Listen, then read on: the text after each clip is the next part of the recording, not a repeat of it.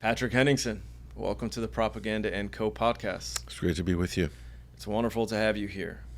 Today I'd like to introduce you to my audience. We'll talk about your career as well. But before that, I think we'll hop right into the nitty-gritty and get into the topics that a lot of people, I think, want to get to. So I want to start with October 7th. That's why I'm here. That's why this channel exists. I know you've been doing your work for a very long time prior to October 7th. I'm actually curious to hear, as somebody who has been covering Palestine for 2 decades now, either covering it directly through your journalism or paying attention to it as someone who cares about the cause of the Palestinian people. What were your thoughts on October 7th? Let's just say I was surprised in how it happened and how dramatic it was from the Palestinian resistance side. I was not surprised that it happened. I was surprised it happened, and I didn't think I'd see it in my lifetime. There's so many people that were just exasperated. Over the summer, what happened in Jenin was just another reminder of how horrific it is. But to see the despondency in terms of the outrage and the so difficult to gather support for the issue, it's very frustrating. You almost think that this issue is just going to die on the vine, and you're not going to see anything change. Nothing's going to move the needle on this issue. And after October 7th, that's changed. And so to me, it's just another very dramatic episode in a long series of episodes going back 80 years. But a lot of people who are, on social media or active in politics, this was the first time they're really having to confront this issue.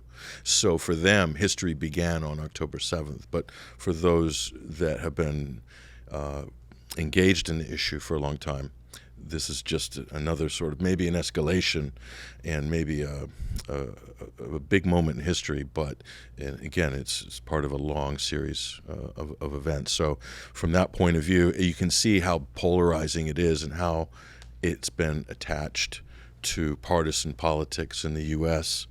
and how it's congealed in that way. It's just because a lot of people have never paid attention to the issue, don't understand it, don't know the history of it. But a lot of people have got a crash course in that now.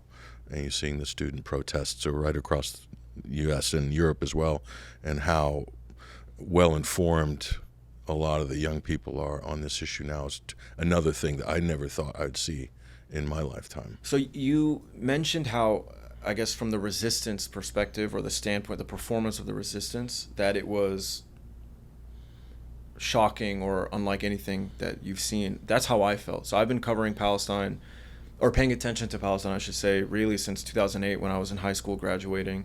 And I saw every time Israel mowed the grass, so to speak, or mowed the lawn in Gaza. And I've seen, some of what the resistance was capable of in terms of firing rockets. But so as someone who's been paying attention to Palestine, whether, as an activist and organizer making videos about it, I obviously care about Palestine, but every time there was another flare-up, I would just think, I've seen this before. October 7th, when I saw the imagery, I remember it was like maybe 3 or 4 in the morning, and a friend in the group chat said, "Did you guys see what's happening in Palestine?" Now, I've heard this a million times in the last, 14 years, right? But then when I saw the paragliders in the air, I thought, okay, I've never seen this before. And I started paying more and more attention, and I understood very quickly what the size and scope of the attack was. And I realized right away, this is unlike anything I've ever seen before. From a tactical perspective, if you could comment briefly on what the resistance did and why it has struck so much fear in Israeli society. I think they made a big statement, on October 7th, and this obviously went right to the core of the whole agreement, the social contract, if you will, in the state of Israel, especially with the current leadership that has, let's say, been in power for the most part of 25 years, Benjamin Netanyahu and the Likud coalition. The social contract is come to Israel and we'll protect you. This is the safest place on the planet for Jews in the world, and we'll give you settlements. We're building new settlements every day. They advertise them all over all in America through charities and the JNF and people like this, these various organizations. So they're constantly marketing Israel as a destination to go and settle and to live. And then the IDF will be there. They have this fantastic intelligence service, this great military. They're omnipotent in terms of knowledge and surveillance and so forth. It's absolutely a safe place. And the Iron Dome is there to repel any rockets from Hezbollah or Hamas and so forth. So all of that was shattered on October 7th. And then it was shattered even more so when the fighting broke out in the northern occupied territories along the South Lebanon border. And you can see these villages emptying out one by one. So now you have a collapse in the Israeli dream. So politically, this has huge ramifications going forward. But just from we had seen, like, over the last couple of years, more coordination between Palestinian resistance groups, whereas before they appeared to be disparate, not as coordinated, maybe not as focused, and you started seeing Israel getting hit over the last 5 years, especially when operations that the IDF would launch in Gaza. And we saw scenes over the last few years that were new, RPGs attacking Israeli soldiers and vans and so forth. And the attempted incursions by the IDF were repelled or ended badly. So you knew things were ramping up. This was, I think, a great achievement from armed resistance and armed liberation struggle point of view. Now, that's obviously a perspective that's verboten in the West. You can't talk about it in that framework. But this is effectively what it is. It's always been like this. Show me a country that achieved independence, I'll show you an armed liberation struggle. Look at the ANC in South Africa as the example everybody uses. So whether you support Hamas or not, whether you think they're a terrorist organization or they're an armed liberation struggle or not, you cannot argue with what you saw on October 7th. This was a military defeat for the IDF. And that means things will never be the same. So, and much like in 2006 when Hezbollah defeated Israel in that war and were effectively kicked out of South Lebanon, most of it, that was a game changer, I think, in the alignment of, let's say, the distribution of power in the region. And I think equally this was one of those moments. Now, we can talk about the Israeli reaction to this that added a whole nother dimension to it. But, you have to be, I think you have to be agnostic when you're looking at these things, because in the moment, everybody wants to say, Piers Morgan, do you condemn Hamas? That's how the conversation begins in any discourse, any dialogue. But, zoom out, look at this historically, and it's a different conversation. This is an ongoing battle, an ongoing fight against oppression, against colonial occupation, as recognized by multiple UN resolutions. But all of a sudden, everything that happened before October 7th was erased from the frame. And we're meant to, Western mainstream media, Western politics, want to reduce the frame so that history begins on October 7th. And any conversations about what happened before that are irrelevant and will be muted. And you will be harangued if you even try to make those arguments on some of these platforms. That's how it was in the initial emotive reaction to October 7th. The other thing was there's the theory or the idea that Israel let it happen. That's kind of an important idea, because if you adopt that as your main hypothesis, your main thesis, then you basically strip the Palestinian armed resistance of any agency. In other words, and you take away any military achievement in that. So that's an interesting argument. I see people making that. And maybe even if this was true, the further you get away from October 7th, the less relevant that point becomes, because things have taken on a life of their own. Inertia, events have cascaded. way beyond October 7th. And so Israel let it happen. If that's the sort of overriding conspiracy, it doesn't have a lot of utility at this point. I think it is important to discuss and focus on, though, and I'm very glad that you brought that up. And the reason why is because, like you said earlier, this idea that with the social contract that Israel has, right? Come here, we'll protect you, and our secret intelligence services are omnipotent. We know everything, right? And I think that was shattered on October 7th. To suggest that they knew it would happen and let it happen anyway suggests that they are omnipotent. They knew what would happen, and they're so intelligent they're able to twist it, and in exchange they'll ethnically cleanse Gaza and acquire this land, and they'll achieve this long dream and goal that they've had for however many decades now, to cleanse Gaza of Palestinians. So I think it's actually dangerous, to present it in this way, and I don't think it's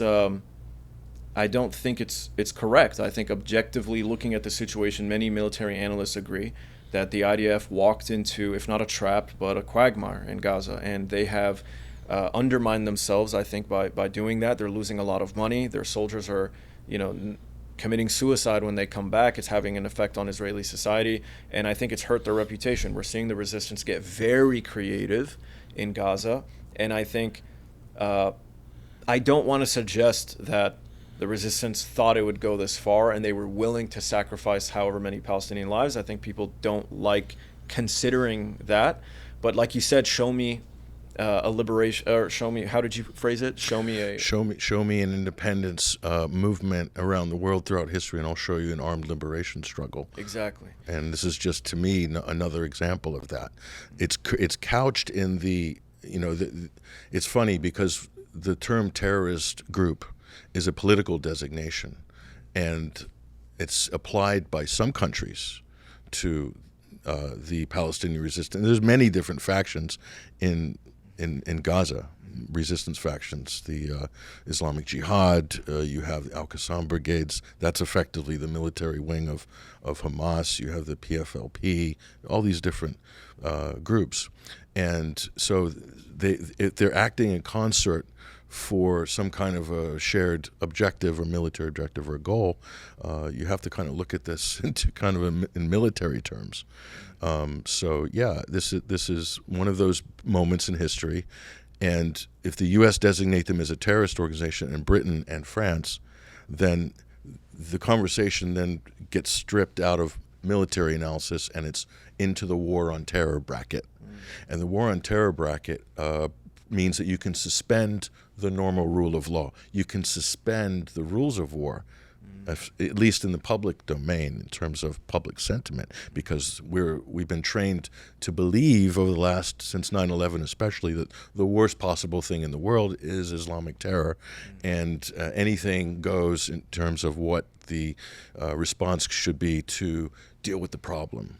Even if it's occupying Afghanistan for 20 years, bombing Iraq into the Stone Age, that's all acceptable from a Western point of view to eliminate the problem. And that's exactly the rhetoric that Israel and Israel's supporters have adopted post-October 7th. This is very interesting. If you take Hezbollah, for instance, or Hamas, they're not a proscribed terrorist organization according to every government on the planet. Only certain governments do. With Hezbollah, France, if I'm not mistaken, people can check, they're not proscribed as a terrorist organization. And they're represented in the Lebanese parliament, the political wing. Because in a way, France is in a conundrum there, because if they label Hezbollah as a terrorist group, then they'll have to label the French resistance during World War II in Vichy, France, that were opposing a Nazi German occupation as a terrorist group, if you go by the same logic.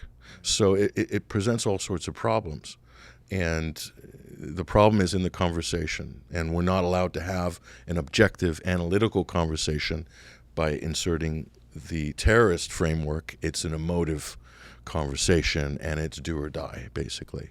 And it becomes a zero-sum game at that point. That's the difference. And it is important. And I know that a lot of talk show hosts immediately come out, terrorist attack on October 7th, a terrorist group, and so forth. The U.S. government certainly uses that language. And it means that you don't have to analyze anything. You don't even have to look at the causes of what got you to that moment in history, because everything gets expunged from the past, and it's all about fighting terrorism. And if that means collateral damage is going to be incurred with civilians, then so be it. That's kind of where we're at right now on this conversation globally. I want to talk about free speech a little later. I know that you have a lot to say about that. But it's interesting, quickly I just want to point out, you were talking about the way, they frame the conversation and they box you in. History started on October 7th. You're not allowed to provide context. And this isn't just taking place on like the Piers Morgan talk show or on CNN or mainstream media, but it's happening on social media in general. For example, Meta has been notorious for striking down, pro-Palestine content. If you talk about Palestine in the context of humanitarian aid, they'll let you post about it.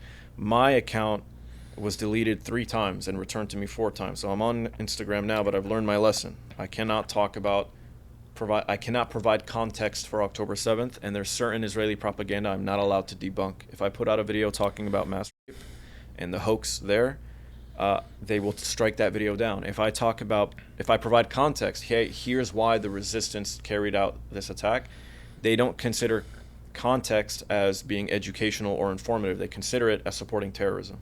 And so they've eliminated the ability to talk about, how can you help people understand that history didn't start on October 7th? This is what the world was like for Palestinians prior, and this is, regardless of whether you support what the resistance did on October 7th, doesn't matter. It's just like, here's why it happened, here's what they were thinking, which is helpful for people to understand, I think. But they have stripped, our ability to even discuss that. So I'm glad that you talked about the way they're framing the conversation. So, and I might add, it's exactly the way that the conversation is framed with regards to Ukraine and Russia. That history began on February 25th, 2022. Putin woke up on the wrong side of the bed and decided to invade Ukraine just because he felt like it, and to reconstitute the glory of the former Russian Empire. That's literally the talking points adopted by Western mainstream media and the whole of the political class in the U.S. and the EU. And they don't want to tell you about the shelling of civilians in Donbass 8-9 years before, the fact that there's a Minsk peace process that was on the table, that was even ratified effectively by the UN Security Council. They had a mandate for this, and all of that basically was thrown out the window. So it's the same thing. The frame gets reduced, so no context allowed, and they decide how the narrative is going to go. They decide when history begins. And this is so Orwellian. And then they enforce that on Wikipedia. They enforce that on Meta.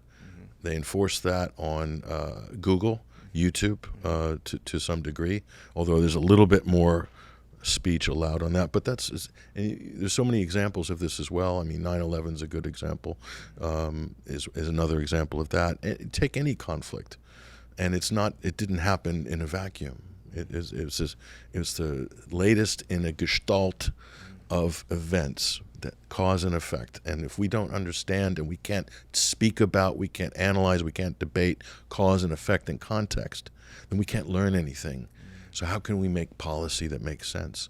We can't. And they're not having those debates at the political level, at the policy level. The people who are formulating foreign policy or the reactions to what's happening in the world, they're not having that discussion. The press isn't having it, so the people aren't going to have it. So where are we at that point? How well are we doing as a kind of democracy at that point? I want to come back to October 7th if we can. How has October 7th, in your view, changed the political landscape in the Middle East and the world? I think the Israeli reaction to October 7th, and we can debate about what actually happened about October 7th. That's just another discussion, and a very important discussion, essential discussion, which I know is a big part of your work, and we could talk about that. But the reaction by Israel, the completely over the top, it's kind of, they chose to kind of annihilate Gaza. and the people in it and justify that for the various reasons that they've said. It has changed for the region. It's brought together, I think, the axis of resistance countries. So for those people who might not be familiar with that concept, it's the axis of resistance comprises of, first and foremost, the Palestinian resistance, then Hezbollah in Lebanon, which is a semi-state actor. It's not a non-state actor. It's a semi-state actor. The Syrian Arab Republic and everything within that country. The Iraqi Islamic resistance, the Hashd al-Shabi, the People's Mobilization Units in Iraq. The Islamic Republic of Iran. Ansar Allah, a.k.a. the Houthis, as the Westerners call them, in Yemen. And I might have left out one, possibly an actor there, but that's effectively the axis of resistance. It's brought it together with a common purpose, a common objective now, and an urgency to stop what is an ongoing genocide in Gaza. Now, the best vanguard of the axis of resistance, the country that's enforcing international law within the axis of resistance, the best example of that is Ansar Allah in Yemen. They're basically announcing sanctions against Israel, and they're enforcing them on the high seas in exactly the same way the United States would and Britain have done, seizing Iranian oil tankers, but with a stronger case, because the case they're acting on is in the international courts of justice. So they're trying to enforce international law. One of the poorest countries in the world, Yemen, or at least part of Yemen, under the control of Ansar Allah, they're using what resources they have to basically interdict Israeli shipping or anybody providing material support to the state of Israel. I mean, this is extraordinary. No one's ever stepped up and done what the U.S. have done in terms of backing up sanctions with hard power. And here it is. So that is a game changer. April 14th, when Iran struck missiles and drones, the attack hitting Israeli targets, that is a major game changer. That's the biggest, in my opinion, that's the biggest realignment in Middle Eastern politics and distribution of power in the Middle East and globally, maybe, since Russia intervened in the Syrian conflict in October 2015 and transformed the dynamics of power in the region. Because all of a sudden, before all major decisions had to go through Washington, now they have to also go through Moscow. They have to go through Tehran. And I think Iran had established itself as a regional, maybe the premier regional hegemon as a result of what they did. And the fact that there was no real retaliation from Israel. But that's not the first time that happened. When after the assassination of Qasem Soleimani and Abu Mahdi Melendez in Iraq, Iran waited, and then they hit U.S. bases and facilities and just leveled the I think it's the Al-Assad military base in Iraq. The U.S. didn't respond. That was under a Trump administration. They didn't respond. How could they respond? What could they do? That was in, I believe, 2020, January 2020. They couldn't respond. Why? Because Iran has strategic advantage through missile technology and advances in their missile programs. They also hit targets in ISIS targets in Deir ez-Zor a few years before that, and also targets in Idlib as well in Syria. So they've demonstrated that they can reach that distance and that the U.S. will not respond. And this has happened 4 times if you count the downing of a U.S. Global Hawk drone by Iranian air defenses. U.S. didn't respond. What can the U.S. do? Now we realize the U.S. does not have any strategic strong footing in the region anymore because another country has risen that has the ability to hit U.S. targets. And then the U.S. has to make a calculation. Do we want to lose all of our footprint in the region by confronting Iran and escalating? Or do we want to preserve what we have and then wait and reconfigure later? And they've chose the latter. So, and this is a direct result of what's happened after October 7th. Not only that, that's not even to say about the global support for the Palestinian cause that goes as far as Beijing, that used to be agnostic on this issue. And this is interesting because people thought, oh, the Chinese are immoral. They don't care about the suffering of anybody in the world. They just care about business. That trope has been shattered after October 7th. So those are just a few examples of how things have changed. And they're not the only ones either. Probably the biggest, though, the biggest thing that's changed is if you look at Israeli influence and power in the world, Israel's greatest weapon is not its military. It's not, much like America, it's not necessarily its military. It's not its financial prowess. It has a great tech sector and the defense sector. It's soft power. It's the Israeli story.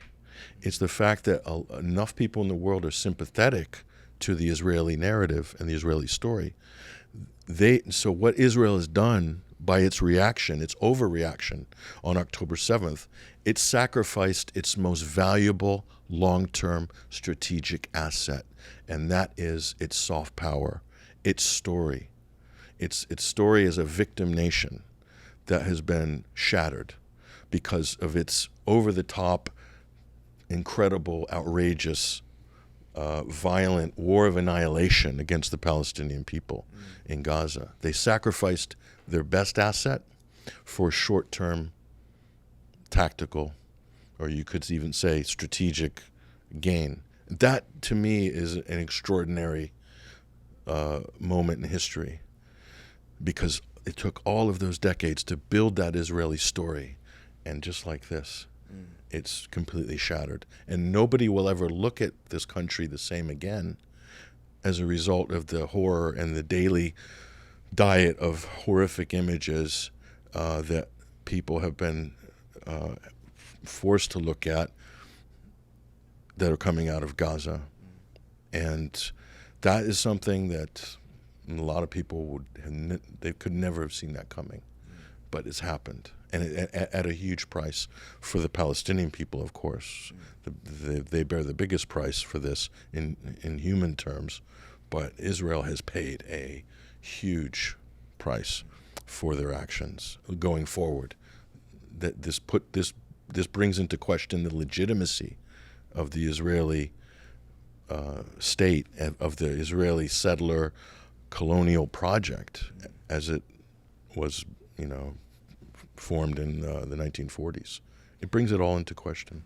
I think for me, domestically here in America, we've seen a major shift after October 7th. And I think we're seeing it partly because of the America First movement, but also just in general, I think, in the conservative population of America, there is finally a discussion over Israel's influence. And it's fierce on X. You don't see it on other places, but you see it on X. And for me, I think that's significant because I think what has happened after October 7th is the Zionist lobby, which essentially is an extension of Israel, has revealed how much power they have. And you can't challenge power if you don't know who has it. And for us, because we've been paying attention for so long, we know who has power. And we know how they use that power to silence people, to get them canceled, to completely protect Israel and its war crimes from criticism, from exposure. And that has been flipped on its head now. And people are finally waking up and they're paying attention and they're saying, why are these congressmen and women like zombies just repeating what AIPAC is telling them to do? And now under all these tweets from these congressmen and women, you're seeing average white conservative Americans post a picture, a screenshot of AIPAC, how much money AIPAC has given this specific candidate. So Marco Rubio says something, $587,000. That's why you're talking about Israel. And that has finally been revealed and exposed. And to me, that's significant because 10 years ago, we saw the liberal left, I guess you could say the Democrats, not really the left, but you know what I mean. The Democratic Party, there was a huge shift where the Israelis lost many supporters from the Democratic Party, especially the youth, the millennials, and the generations that come after. And I think the Zionists understood that they've lost those populations and they're not going to get them back, but at least they still had the majority of conservatives on the right, and they were not going to lose them. They lost them, I feel like, this time. That rift has been created, and that gap is widening bigger and bigger, faster and faster. And we're seeing that with the vitriol towards media platforms like the Daily Wire that they now call the Israeli Wire, and that's been exposed. So for me, that's significant because I think changing the conversation about America's relationship with Israel within America itself, I think that's crucial. I'd like to ask you this. I've heard you say that Israel's trapped in a death spiral. What do you mean by that? I mean, the current situation is the current government, the Netanyahu-led coalition. They're locked into a political and military death spiral. If the war stops, if there's a negotiated settlement, then Netanyahu's political career is finished. Not only that, that coalition could be severely damaged. Why? Because the minute you stop a state of emergency, during a state of emergency, everything is suspended. Normal business is suspended. Normal politics are suspended.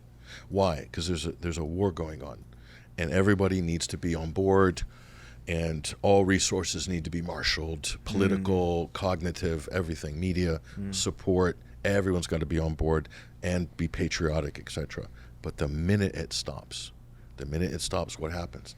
The Israeli public in this case will have a moment to pause and think and reflect, even if it's a moment, and a lot of other thoughts are going to come in during that period. This is why there's this active effort by the U.S., by European allies, to prevent any ceasefire, to prevent a negotiated settlement, exactly the same as they're doing in Ukraine, blocking any peace negotiations, talking down, intimidating people, hounding people who are even suggesting it, as John Kirby did many times from the State Department, a Pentagon podium, the White House podium. And why is that? Because the Ukrainian people, like the Israeli people, have a moment to pause and think, how did we get here? This is incredible. This is outrageous. This is a crazy situation. We need to hit the brakes. So they're locked in a death spiral in Tel Aviv because if they stop, they're out of power, and it gives the world a chance to reflect. Common sense could enter the void. If they keep going, the longer they keep going, brutally pounding the native Palestinian population in Gaza and the West Bank, the minute they keep going doing this over and over, then internationally the reputation continues to sink, and it gets solidified. And Netanyahu will be alongside the pantheon of dictators in history. This is where he's going to end up. And I think they live in such a propaganda bubble within Israeli society. They're the last people that are probably going to realize this, that because they're insulated from a lot of the I think a lot of the criticism, unless they travel around the world. And in America, the way it's been, dissent against this protest has been cast as anti-Semitism. This sort of phantom wave of anti-Semitism appeared out of nowhere, and so it's not dissent against Israel committing a genocide and killing 40 or 50,000 Palestinians. It's anti-Semitism. So by adopting that propaganda facade, they've been able to stave off the reckoning that eventually will come. The political or the historical reckoning will eventually come, but in the short term, they've staved it off. But the truth and what's actually happened, the political reality, will eventually hit home. Maybe not today, maybe not next week, but over time, it's going to be there. And all they're doing is kicking the can down the road. So they're damned if they do, damned if they don't. And sadly, a lot of people in Israeli society support the idea of solving the final solution to the Palestinian problem, which is ethnic cleansing. There's a lot of people that support that, and there's a lot of people that support the military operation that the Israeli forces have undertaken, and they have no problem with the death toll on the Palestinian side. Now, am I speaking for every single Israeli? Probably not, but enough people support that, because if they didn't, this government wouldn't be doing what they're doing right now. So this is a tragic situation. They might think they're surviving in the short term, but long term, they're really kind of the whole idea of Israel as a viable state, or as a concept, as a polity, it's sinking. It's not the first time in history this has happened. That there have been failed states in the history of the world, many failed states, and the first trigger for a failed state is when you enact an apartheid system, or you start treating people differently based on their ethnicity, their race, their religion. That's the beginning of a failed state. The same thing happened in Ukraine. They're trying to separate Russian speakers from Ukrainian speakers. That's really, and the U.S. was backing those divisions, just like the U.S. was, and Israel too, have an interest in, driving a wedge between Sunnis and Shiites, in Iraq especially. That was a strategy by U.S. intelligence, by the U.S. military. Clearly that was a strategy, and same in Central America. You have the same sort of ideological wedges being driven during the dirty wars in El Salvador and Nicaragua, and I could go on and on. But those are the beginnings of failed states at that point. And Ukraine is effectively has become almost a failed state as a result of this.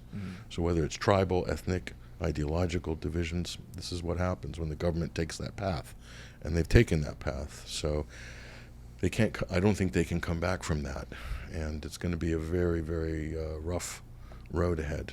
Now, I don't want to be pessimistic, but there is something unique about Israel and the Zionist project. A lot of people compare Israel to South Africa, and they draw parallels, but there is a difference, and it's not just the demographics of the population. It is also, I think, the fact that the Zionist lobby is so influential. Like, why is the Zionist lobby able to get away with so much in the United States? It's because of the way that they have mastered the electoral system. They know how to get you elected. They know how to get you kicked out of office. No one is better in this country when it comes to lobbying. I don't even think the fossil fuel industry can compete. The Zionists are the best. They own the politicians.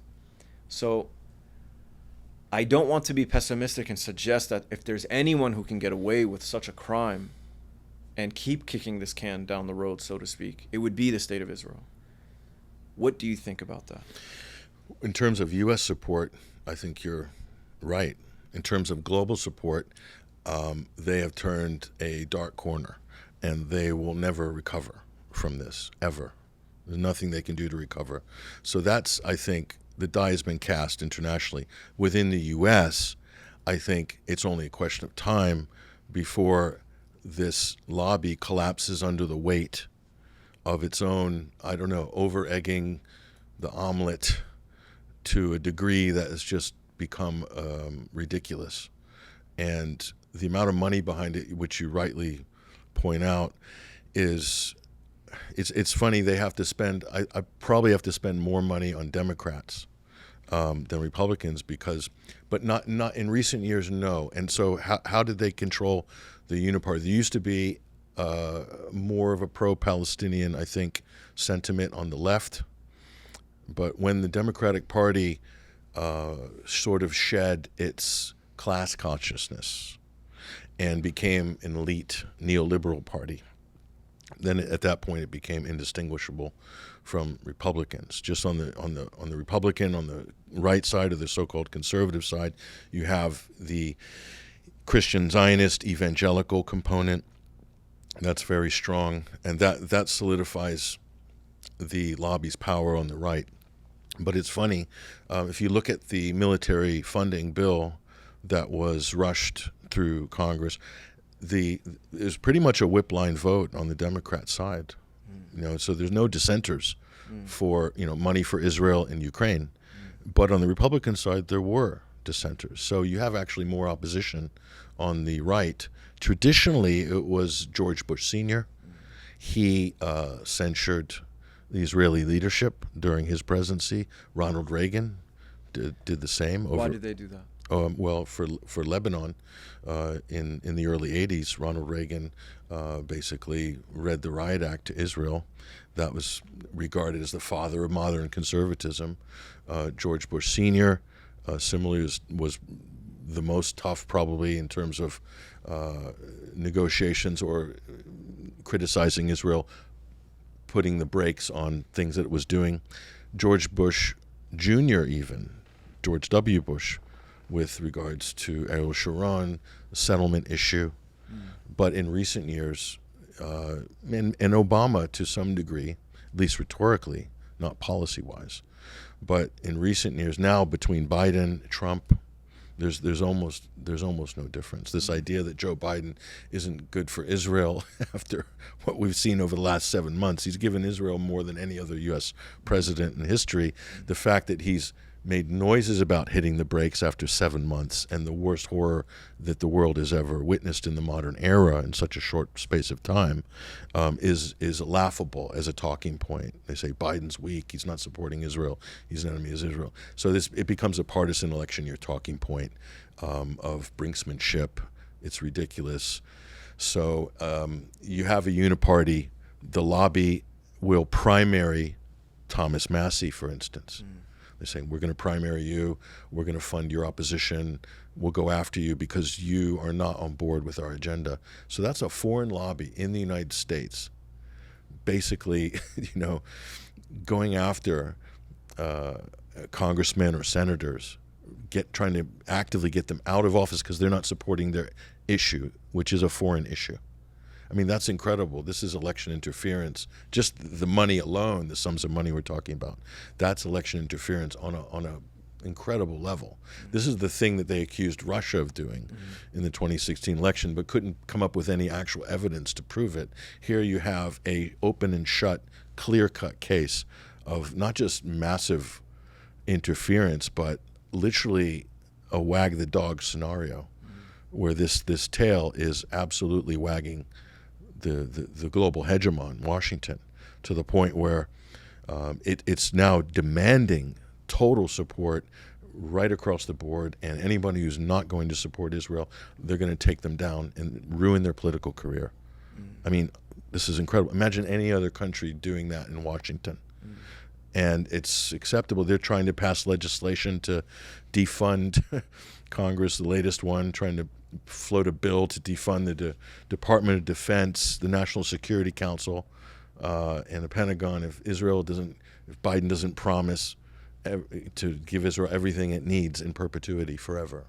I mean, unbelievable. But this is where we're at politically. So there's a lot of fear, I think. People are, you could say it's intimidation. I'm going to call it political racketeering, because that's what it is. It's racketeering on a very international level with hundreds of millions of dollars in slush funds. And we're starting to see the results of it. U.S. is backing Israel in a losing gambit against its own interests, against U.S. interests, against its own foreign policy interests, against the wishes of some of its allies. It's ostracizing and will ultimately further isolate the United States at a time when it cannot afford not to have as many allies. When you look at an empire that's in decline, this is when the empire needs allies more than ever.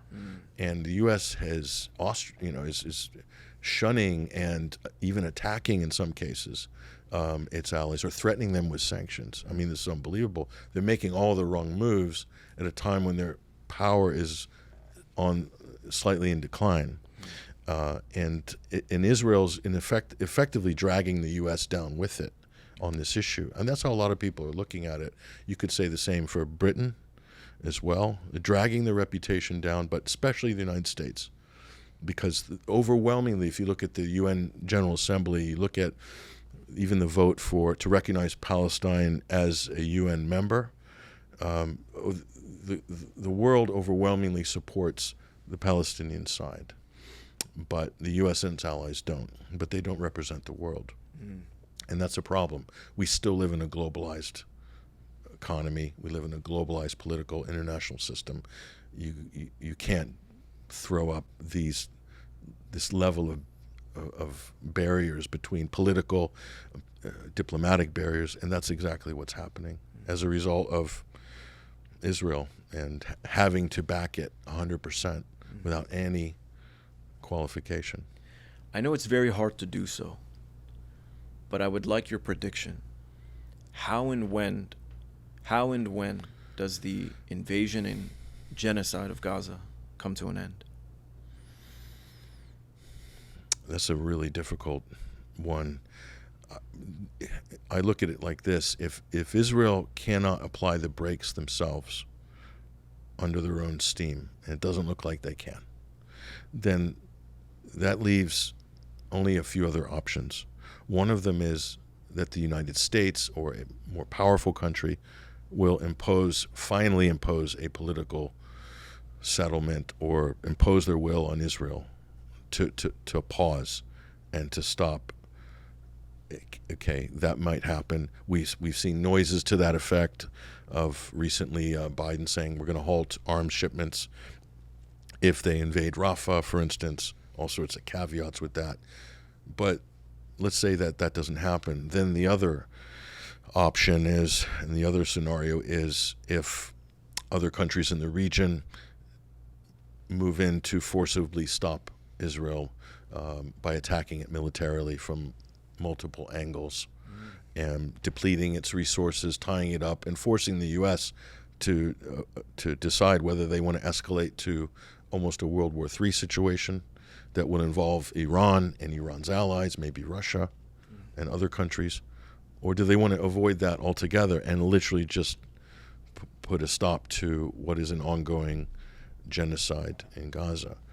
So those are, some are more likely than others, and some of those are horrific. World War III is a horrific escalating scenario. So, but that's the only thing that's going to stop it. It doesn't look like Israel's prepared to stop. I think Israeli society, the hard right in Israel, the radical extremist coalition, they see the finish line of, they want Netanyahu's legacy. He said, I want to be the one who has won Gaza for the state of Israel. That's how he's saying it. In their mind, they're so close. They're so close. Do you think he sees himself as a king of the Jews? I don't, but I think he sees himself as a significant historical figure in the Jewish or the Israeli story. And he definitely wants to be remembered with a powerful legacy that he delivered, like Ben-Gurion or Golda Meir. He wants to be in that sort of, regarded in that, have airports named after him and so forth. Definitely there is, I think, a little bit of megalomania at play there, because he's working against the interests of his own state, his own government. It can't be in their long-term interest. I mean, they have really kind of surpassed the point of no return. So do you think they understand that?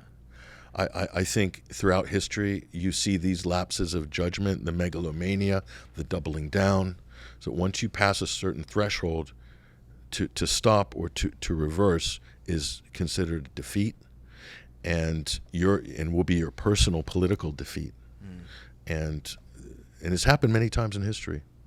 People carry on to keep the story going, and in the end they destroy themselves, their government, and the entire country. Let me ask you this. Will there be a Palestinian state? And if so, what does it look like? Yeah, this is an interesting question, because it's evolved over the years. I think when we had this conversation 20 years ago, during the Oslo Accords and negotiations, a two-state solution was seen as, to 67 borders, even less than that, was seen as a viable alternative.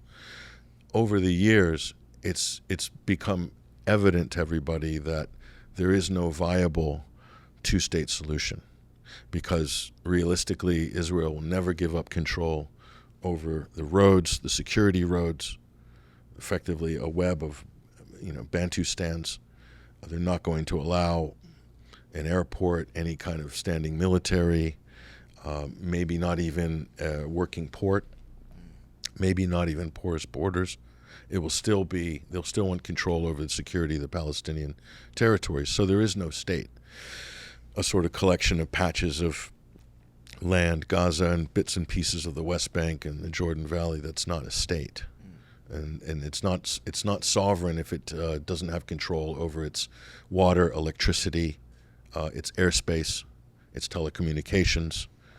It's not able to defend itself. It's not a state. So it just becomes a sort of an occupied and everything but name an occupied territory. So, but more people are, even the hard left, are now talking about a one-state solution. They're saying, well, the future is a one-state solution. We're seeing more talk of this over time. I think it's a generational thing.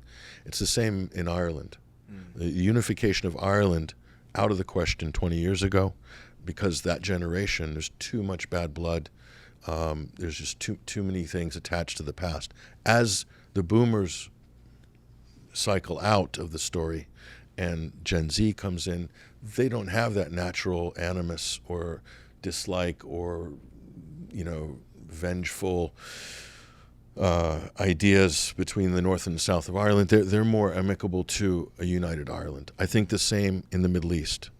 I think over time, more people will see the benefit of a one-state solution. That's just my personal view, because the other one is a non-starter. A two-state solution is a non-starter. What shape that takes, what it's called, that's up for the people in the region to decide. What Palestinians want is for Palestinians to decide, not the United States. They tried that before. But is it really up to the Palestinians? It's not, but it should be. It should be. And so then that brings us to the other key point. What are our values in the West? Do we believe in self-determination? Do we believe in sovereignty? Do we believe in equal rights? Do we believe in one state, everybody treated equally under the law with a Bill of Rights and maybe a constitution? We certainly espouse that in America. We export that vociferously, and we do it at the barrel of a gun sometimes, even though that's not exactly what we're exporting. But we certainly talk about this. Those are our first principles. So if we wouldn't accept anything less in America, why would we accept something like an apartheid system, or worse, a violent, oppressive apartheid system in the Middle East from our greatest ally? Why is that okay for the region, but not okay here? Certainly we should be advocating what we have in the Middle East, whatever shape that takes. But the current situation, what we're supporting there, which is an ethno-nationalist exclusionary state of Israel, and then this sort of reservation system for the native Palestinian population, you could argue that this even still exists here in America, but not to get into the Native American conversation. That's an interesting debate. But so what's good for the goose isn't good for the gander in that respect. And that level of hypocrisy is becoming now recognized by a lot of people in the world. And again, this undercuts the U.S. legitimacy in terms of its rhetoric and its soft power. Its message is now being undercut by its own policies and actions. And you can blame these issue and their support for Israel for a large part of that right now. Transitioning now. We talked briefly about the axis of resistance, but I know there's a lot to talk about with Russia-Ukraine, so I think I'd like to transition to Russia-Ukraine if we can. So I want to talk to you about how insane this war is. I describe it as such because normally if there were a war like this, we would view it as just another proxy war, which is tragic, right? But it would not be surprising. The military-industrial complex, this is how they make their money. In some ways, I guess the U.S. can advance their own interests, but most of the time it's usually just profit. And we've seen that in all parts of the world. But the reason why I describe the Russia-Ukraine war as insane, and I'm sure you and many others would as well, is because this is a proxy war on the border of a nuclear-powered nation that once was a superpower, is now a major power, and could be potentially returning to some level of superpower status. And they have the most nuclear weapons, the most sophisticated nuclear weapons, and even if they had 50% of the capabilities they have in terms of nuclear weapons, they could produce an Armageddon on Earth. And so I want to ask you, in your view, what is Russia-Ukraine really about? The Russia-Ukraine conflict, it's an old story. And some would say, well, this goes right back to the end of the Second World War, and certainly we can start the analysis from there. But in reality, this goes back even further. This goes back 300, maybe 400 years. This goes back to, we can take this story as far back as you'd like, but let's just start with the British Empire and its rivalry with the Russian Empire. I hate to pause you for a second, but is this the Vladimir Putin, Tucker Carlson type of response? No. We go way back in time. I'm all for it. No, I just think mine, it's funny. I feel like we're kind of mirroring that a little bit. No, there's a thing called the Great Game. Okay. And so Britain fought the Crimean War in the mid-1900s, and this controlling the east-west trade route or preventing an overland trade route. Why? Because Britain was the merchant navy power of the world. So that made sense. Not only that, but separating Russia from Germany, or you can't have good relations, because the moment with its landmass that Russia becomes allied to the industrial superpower of Europe, that changes the whole global dynamics in terms of economics. It is very interesting that you bring this up, because this is something I wanted to get. This was part of my follow-up question. So I'm sorry to interrupt, because I want to hear more about what you're going to say about this. But you're talking about the relationship between Russia and Germany in the modern context, correct? Yeah, in the last 200 years. Oh, last 200 years. Yeah. So. Okay. So then, continue. Sorry for the interruption. I'll make my point in a bit. But. So that's it's always been about that for the British Empire to maintain their hegemony, and then when they passed the baton to the United States, post Second World War. This became, this continued this imperative. So from Halford Mackinder, the great British geographer, and the world island theory, who controls the world island controls the world, and then passed on to Zbigniew Brzezinski, who was one of the preeminent national security thinkers, a trilateralist post-World War II, to continue that, which is to divide Asia from Europe. You cannot have synergy, because why? Then the geopolitical center of gravity and the economic center of gravity shifts eastward. And what does that do? That cuts the United States out of its control of Europe and European affairs. And if you look at what happened after the Second World War, the United States has always regarded Ukraine as the vulnerable underbelly of the Soviet Union. So a lot of their resources, they kept stay-behind operations. They supported former SS and Nazi militant groups in that country, politically in Poland as well as in Ukraine, Western Ukraine. They've always seen that as a potential weak point for the Soviet Union geostrategically. And so when they established NATO after the Second World War, NATO allowed the United States full control over European political, economic, and military affairs. And that amorphous organization, NATO, led by the U.S. and Britain, it's the two dominant members, and everybody else is really a junior partner or an insignificant partner in that organization. If it was a European collective defense, where would the U.S. be? Kind of out of the picture. in terms of defense procurement and in terms of dominating the agenda for Europe. Look at what happened since the Ukraine war kicked off. The U.S. is now dominating Europe. NATO is the number 1 organization. They're dictating economic policy. They can dictate the U.S. who you trade, who you buy oil from, who you buy gas from. They can determine your economic bottom line. So what's happened is, because of this latest phase in the Ukraine conflict, starting on February 25th, 2022, you've seen the European economy come down a notch as a result. And German industry fleeing Germany. Germany is now in one of the weakest points it's been since the Second World War. And that is a radical shift in such a short amount of time. Like this, because of sanctions and other policies and backing this proxy war. This is incredible. So that's the engine of Europe. Is now in a deflated economic position. Europe is now energy dependent more than ever from the United States and LNG coming over. So the U.S. control and are profiting from this crisis more than ever. It's not just about profits, it's about control. And so again, you see what they've done. The center of gravity is not towards Moscow, it's back towards Washington. Yes. And so the European Union has been taken down a few notches and taught a lesson by the U.S. and the British. And as the British withdrew from the EU, very timely, just before the hostilities in Ukraine ramped up to a big level. It's interesting how... Yeah, this is a very unique perspective, and I don't hear this enough. I listen to Mearsheimer, I listen to Jeffrey Sachs, Scott Ritter.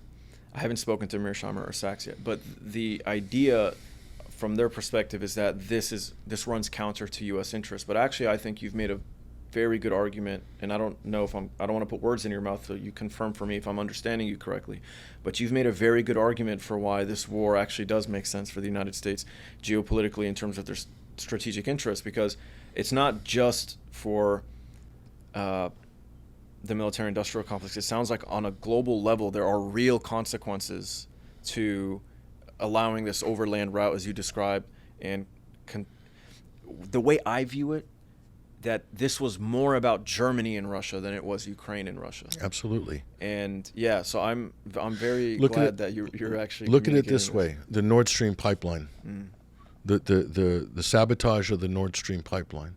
A lot of people will look at that situation and they'll say, the Nord Stream pipeline sabotage. Let's say it's by NATO or NATO members.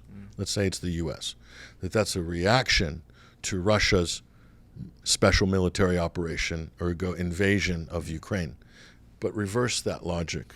Look at it the other way. That the war in Ukraine and baiting Russia into that situation, arming Ukraine to NATO standard all those years, building up a Tet offensive that was about to take place right before Russia intervened, that was a reaction to the construction of the Nord Stream pipeline. Right, which Donald Trump tried very hard to convince the Germans, don't do this, you're putting us in a very, well, he's saying that you're going to be held hostage by the Russians. Of course, that was just rhetoric. The opposite's true. Right. They're being held hostage by the United States, literally, and the U.S. is arguably involved in a major attack on a European infrastructure, energy infrastructure, unprecedented in history. But that's the sort of dire position that we are at in the world right now and geopolitically. And this is why a lot of people are really frightened by how things have escalated as a result of the situation. They tried to disrupt Russian gas supplies into Europe through Ukraine, and arguably this was also part of the instability there post-Maidan as well. And Russia just basically did a deal with Germany to bypass that problem over land by Nord Stream. And it was a great thing for the German economy. They could guarantee and lock in gas prices. Good for their industry, good for BASF, Volkswagen, Siemens. These companies. And good for the climate even. Or better than oil, because it's 50% cleaner, right? And that was the entire point. That was the entire, exactly. Well, most of the point. Natural gas ticked those boxes for the green compliance. So good point. But those industries have fled Germany now. They've gone to China, they've gone to the United States, and they're never coming back. So what is the future of Europe? as a result. They're going to become more dependent on the United States, on U.S. Financial bailouts, on the IMF, maybe one day, who knows. But they will not let them trade and do business with Russia. Yes. I'm very glad to hear that I'm not one of the only people. And there, maybe this is said by others. I haven't seen it. I haven't come across it, but this is something I've been thinking about. So, and hearing you articulate it much better than I could have, I think, is kind of exciting for me, because I've been thinking about this, especially in the context of like the multipolar transition, right? If the U.S. understands that the world is changing and China's rising, then from their perspective, it's better to lock in their customers, so to speak, right? Their state, the states that they view as satellite states or customers, right? It's better to lock that in. And so moving forward, they made sure, no, the Germans are with us. The Russians, you don't cross this territory. Poland belongs to us. Germany belongs to us. Western Europe belongs to us. They will take liquefied natural gas from us, even though it's more expensive, even though they have to invest in these new terminals and they have to pay these exorbitant shipping costs. They will get it from us. Qatar also benefited a lot because now they've struck a deal with Germany, I think, for the next 20 years. But for the most part, it's U.S. companies that are benefiting. And so they've locked in. They've said, moving forward, if we are going into a multipolar world, Western Europe, the more sophisticated and developed economies, they're with us, not with you. And not with China as well. It's like a protection racket. It's like, NATO is functioning like a protection racket. We're going to say, you don't buy from him, buy from us. Right. And we'll protect you. Have you ever seen The Sopranos? It's basically scale that up geopolitically, and that's what you've got. Think of NATO as the glove in which the United States can insert its hand into European affairs, be they, as I said, military, economic, and political. And not only that EU member states cannot have independent foreign policies anymore.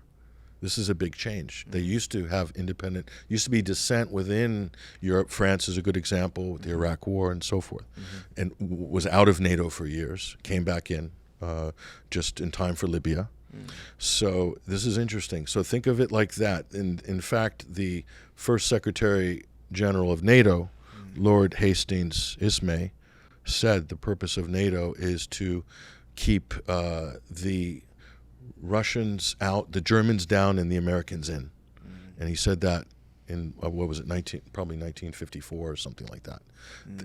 So they recognized Germany's capabilities as far back, well, obviously because what they did in World War II, but even afterwards they saw still the potential for them to rise as an economic power. And that's why the U.S. occupied Germany militarily. The troop numbers that the U.S. used to have in Germany, way more than what they have today, in Stuttgart and Ramstein bases, and the largest NSA one of the largest NSA listening stations in Germany as well. But to basically, that was the deal.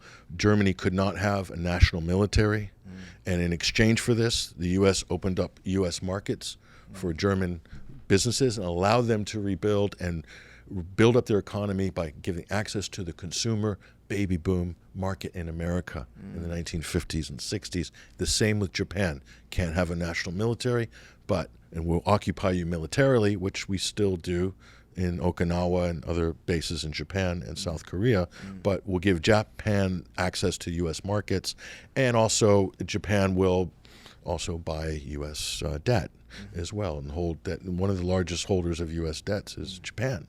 So this helps to shore up the U.S. global reserve currency of the U.S. dollar. So all of these dollar sinks around the world post World War II and till today help to sustain the U.S. dollar as a world reserve currency. They all contribute, and there's U.S. dollars all around the world in bank accounts of countries. But anyway, that was the deal. So what happens when Germany wants to do its own foreign policy, or Japan wants to be allies with China? Then you have problems. Then you start seeing tensions with Taiwan ramping up. Then you start to see this thing in Ukraine ramping up. So people at the Rand Corporation in Washington made no bones about it. They like to see Russia divided into 10 different small states. And this has always been, this is what the Middle East effectively is.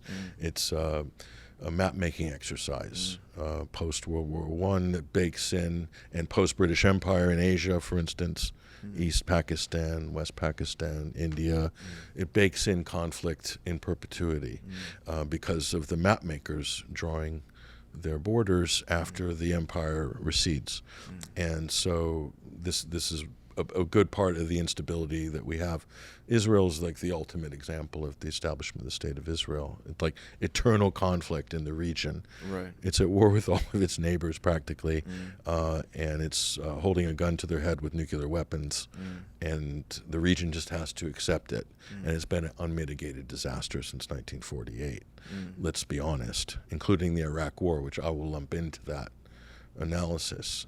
It's not been good for the region. But show me a colonial settler state that ended well. It's hard to find them. And so anyway, getting off topic there. But yeah. So coming back to Russia-Ukraine, so it sounds like the Russia-Ukraine war actually is in the U.S. interests, and I think in a strange way, though, both the Russians and the Americans are going to benefit from this war. That the Russians needed to remind the world of their strength. They needed to make these internal changes to their military. They have innovated.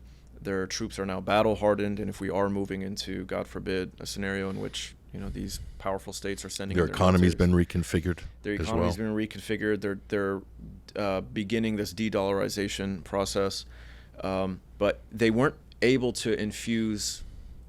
They weren't able to pump the German economy, the German machine, with resources, but they are now going to pump the Chinese machine with resources. So the U.S., either way, the Russians are pairing with somebody. It was either Germany, and it would have been in Russia's interest, I think, to be able to work with everyone. But now they're completely cut off from Western Europe, so they don't benefit as much.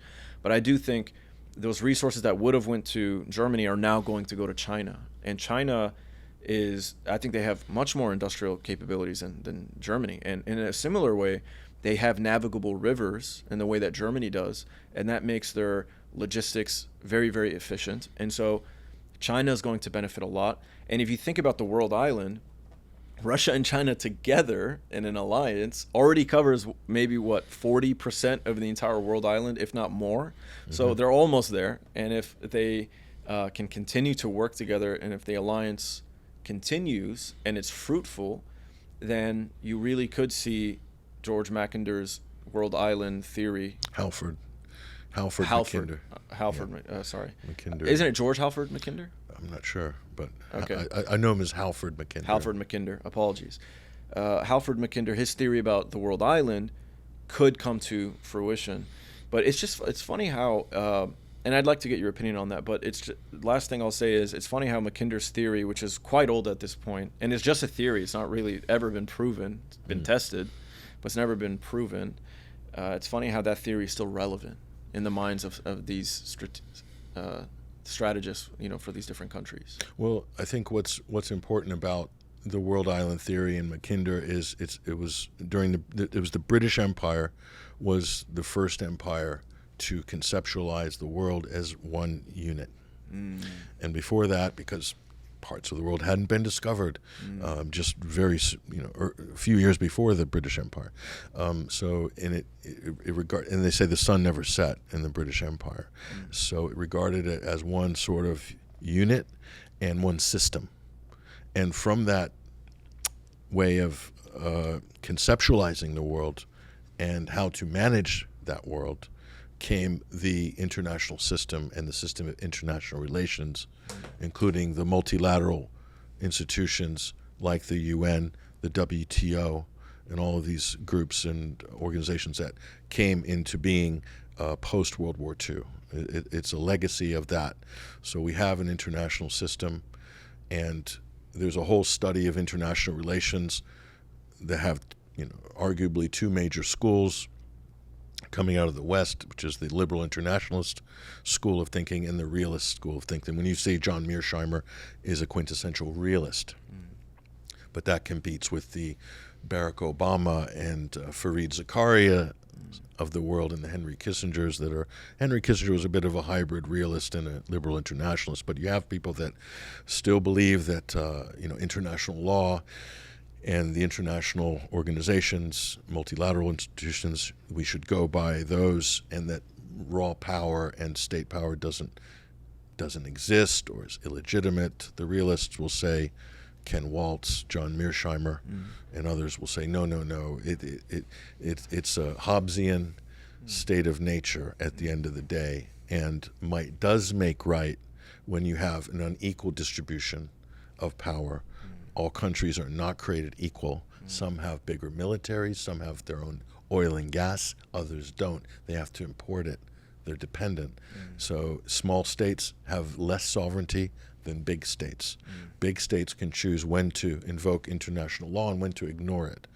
And as Mearsheimer famously said many times, especially after the Ukraine conflict broke out, he said, when it comes to a great power having to choose between doing something in their national interest or abiding by the letter of international law, they will always choose what's in their security interests and not by the letter of international law. And that's just a reality. And what are you going to do about it? And that's the realist argument. And you can kick and scream all you want, and you can say the U.S. violated international law by turning Iraq, half of Iraq into a bowl of dust. But who's going to stop them? And if you choose to confront the U.S., you then have to calculate what you're going to have to sacrifice to do that. Ditto with Israel if it has nuclear weapons. Iran can't just say, we're going to pick a fight with Israel until it stops beating on the Palestinians. They have to consider, as a state, as a government, or Lebanon or Syria, what are we going to sacrifice by taking the stand? And the smaller the state, the more calculations they have to do. The bigger the state, they have more gravitas and more natural power. China or the U.S. doesn't need to pick a fight with Israel. They'll just tell them what to do. And that's the end of that. So back full circle to that question about the lobby. They can't tell them what to do because their political system has been captured. And that's nullified the power of the United States in making it act against its own interests. So, and we see this more and more. We see countries acting against their own interests because of undue influence. Ukraine is a good example, completely against its national sovereignty and interests. It's allowed the U.S. to come in and micromanage its government, its military. Basically, every single aspect of Ukrainian society is more or less controlled, funded, or micromanaged by foreign entities. Zero sovereignty left. Yeah, Ukraine is kind of the grass beneath the elephants, right? What do you think Ukraine should have done? Well, it depends. If they wanted to preserve their country in terms of their, what their borders were, post-1991 borders, I personally think with regards to Crimea, there's nothing that they can do. Crimea is Russia. It was Russia before 1953 when Khrushchev gifted it to Ukraine for political Soviet politics, basically. There's a whole interesting story behind that. But so when Crimea voted after they saw what was happening, the lustration that was happening in Donetsk and Lugansk and in Kiev, and they said, well, we don't have any part of this. They voted snap referendum, 90+%, join the Russian Federation. They're Russian people for the most part. And so that's Crimea reuniting with Russia. That's one way to look at it. Not Russia annexing Crimea, but reuniting. Not unlike East Germany, reuniting with West Germany after being separated for a similar period of time. Now that would be that's apostasy for me to say that, for sacrilegious for Eurocrats and when they hear someone make that argument. But let's be realistic, it is. They're not coming back. Ukraine then had an opportunity to avoid this conflict by implementing the Minsk peace process. That was on the table, Minsk 1, Minsk 2, and everything was done to thwart that effort. And the two European countries that were meant to guarantee that, Germany and France, sandbagged it. Admittedly, Francois Hollande admitted that during the crank phone call with Vovin and Lexis, and Angela Merkel admitted this publicly. Petro Poroshenko admitted it, and Zelensky admitted it. So this is beyond debate. They sabotaged the Minsk Accords to buy time to arm Ukraine to prepare for the war that was coming. They might not have realized that war was coming, but you can be damn sure the United States, those in Washington, London, and Brussels were preparing for it. Otherwise, why would they be pumping so much military aid and support and then amassing Ukrainian troops along the Donbass line of contact? So they had an opportunity to do that. They made every move possible to avoid a peaceful settlement, and it was only a question of time before Russia had to make a choice. Do we allow the people in Donbass to be overrun, or do we call their bluff? And eventually, in February 2022, they called Europe and NATO's bluff, and all hell broke loose. And then the sanctions came, and then now we have a very dangerous situation where they're poking and prodding Russia, supplying weapons, and we are on the precipice, potentially, of a nuclear confrontation. That's where we're at. It could have all been avoided very, very easily, and without Avoided Crimea, how? but Avoided if the Germans decided not to do Nord Stream 2. Yeah, possibly, but it happened. It's amazing how it happened. I mean, they could have blocked it before it was built, but they didn't. Why is that? Maybe it was because people argue the Obama administration wasn't aggressive enough to prevent that project from happening. Who knows or maybe they wanted it to happen to have this series of events unfold to, I don't know. It's quite an extraordinary series of events. Unbelievable. That the audacity of just the Nord Stream alone, just that issue. Right. Not even including the dam destruction and the entire war. Yeah. It's just been chaos. Yeah. So before we pivot from this conversation, I do want to ask you about the state of the war currently. So the U.S. has just injected another $60 billion. It's a lot of money. And they've injected a lot of this cash to the Ukrainians, and they're going to give them more weapons. Now, many argue that it's too little too late. It's not enough. The Russians have ramped up. That's it. Their machine is finally hitting its stride, and they're ready. So now, the other day, they started probing. They were probing actions north of Kharkiv. And so now, I think Zelensky announced he's canceling all trips abroad. He needs to stay in Ukraine because they were really spooked by this. And it seems like, from what I understand, is the Ukrainians were not expecting a Russian advance this soon. And the probing action is a precursor to this advance. And if the Russians do advance, the Ukrainians will have to make a decision. Do we defend Donbass or do we defend Kharkiv? And Kharkiv is the second largest city, and they won't have the ability to say, like they had said with Bakhmut, that this doesn't have any strategic values. Like, it's your second largest city. So what is happening now? Where are we currently? And what do you think is going to happen next? So this, what we're seeing now is the kind of, I think that the death pangs of the Ukrainian project as a proxy for NATO, a NATO's proxy war against Russia in Ukraine. And it was only a question of time before, I think, Russia want to secure the Donbass. And to do that, you have to move beyond the borders of the Donbass. So where are the missiles coming from that are hitting civilians in Donetsk? They're coming from further afield.